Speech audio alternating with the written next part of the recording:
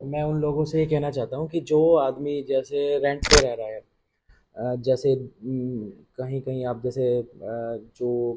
दिल्ली में या कहीं भी रेंट पे रहता है, जिस जो रेंट बाहर से आते हैं लोग और दिल्ली में रहते हैं रेंट पे, या कहीं भी रेंट पे रहते हैं, फिर वो प्रॉपर्टी परचेज करते हैं कहीं पे, ठीक है ना। अगर आप कहीं भी रहते हो रेंट पे, रेंट आप 8 से 10 हज़ार, 12 हज़ार, 15 हज़ार रेंट दे रहे हो, तो ऐसा होता है कि अगर आप 2 BHK या 3 BHK या 1 BHK कहीं भी लेते हो, तो आज के टाइम में 6 हज़ार, 7 हज़ार या 10 हज़ार प्लस ही आपको रेंट मिलेगा। इससे अच्छा है कि दिल्ली की जितनी भी टच दिल्ली से जितनी भी टच जो कॉलोनी है, ठीक है, जो अप्रूव्ड है या अनअप्रूव्ड है, ठीक है, उसमें आप कोई भी फ्लैट या फिर प्लॉट परचेज़ कीजिए,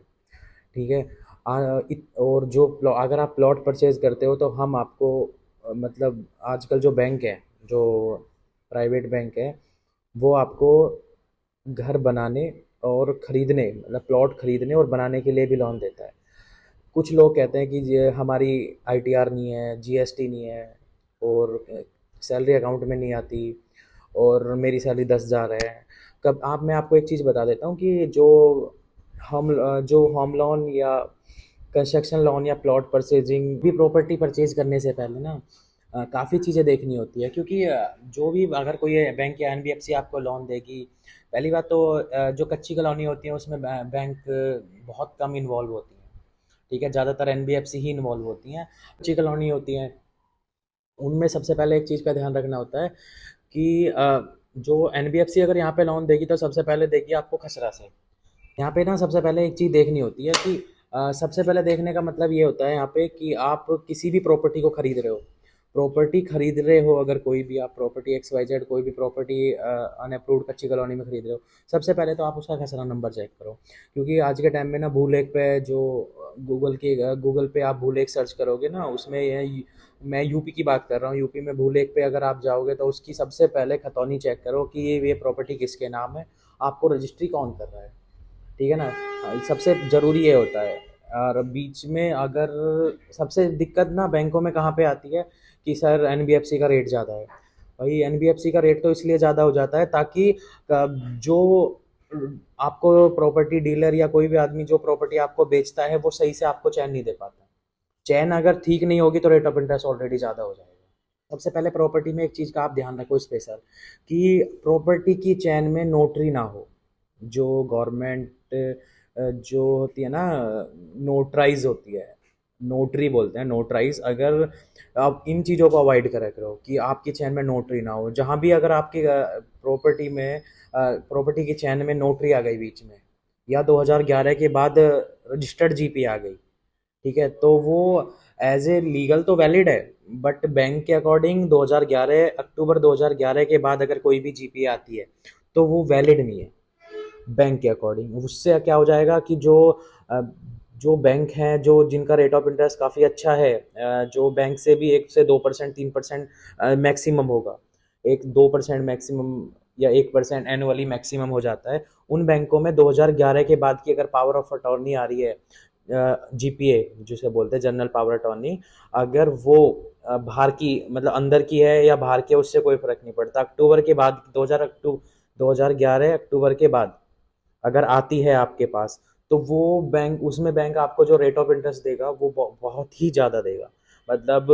पहली बात तो बैंक से भी 2-3% हाई हो जाएगा, और जो NBFC दे रही हैं, और दूसरी बात अगर GP आ जाती है तो NBFC से भी 2 से 3% आपको एक्स्ट्रा रेट मिलेगा उस पर्पज़ पे। अगर प्रॉपर्टी में बीच में कोई नोटरी या GP आ रही है, ठीक है, या कोई रजिस्ट्री आ रही है, ठीक है ना, तो आपका क्या हक है कि अगर वो सेम एरिया की आ रही है, आप कहते हो कि चैन हमें चैन नहीं दी आपको। भाई अगर आप किसी भी प्रॉपर्टी को परचेज कर रहे हो, तो प्रॉपर्टी परचेज करने के बाद उसकी टोटल सभी चैनों पर आपका हक होता है,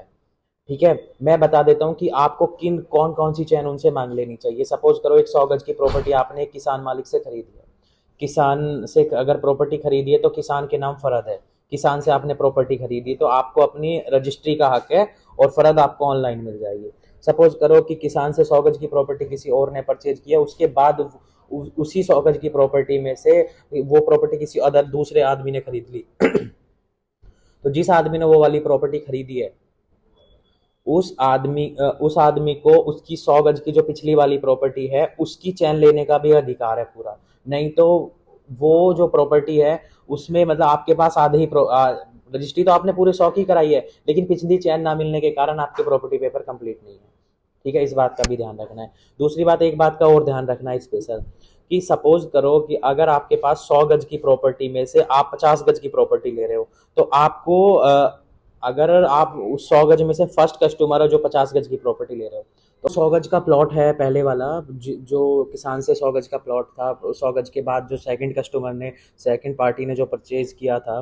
मतलब किसान के बाद 100 गज की रजिस्ट्री है, उसके बाद हमने परचेज कर लिया उसमें से 50 गज।